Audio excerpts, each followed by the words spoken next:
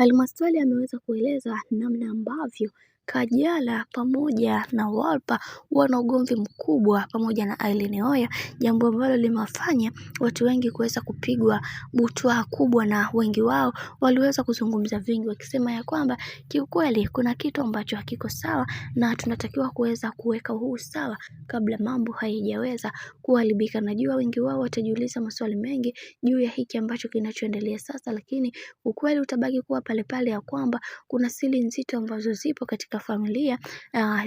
katika urafiki wa hawa watu, na kiukweli kutoka moyoni kabisa kuna mambo ambayo yanayoendelea. Inaonekana Wolper bado anampenda Harmonize na Irene Uwoya kuna kawivu fulani hivi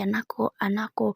kwa bibie Kajala Masanja, na ndio maana haya yote yamekuwa yakitokea katika maisha ya Kajala. Sasa Kajala Masanja mwenyewe anashindwa kuweza kuelewa hiki ambacho kinachoendelea, kwa sababu kwa upande wake alikuwa anaona ni kitu cha kawaida sana, lakini kama wamempania na kumkamia hivi, sasa hichi kitendo bwana kimeweza kuwauzi mashabiki wengi na kusema kuna kitu ambacho hakiko sawa kwenye hili, pia tunatakiwa kuweza kuliweka sawa, kwa sababu kila mtu anaona kabisa kuna mambo ambayo yamekuwa akifanyiwa Kajala Masanja ambayo hayako sawa, na wengi wao wakasema kutoka moyoni kabisa kuna kitu ambacho hakiko sawa kwenye hili, hivyo yatupaswa kuweza kuhakikisha kila kitu kinakuwa katika misingi na mikakati iliyo bora, kwa sababu tunaona kuna mambo ambayo yamekuwa yakiendelea katika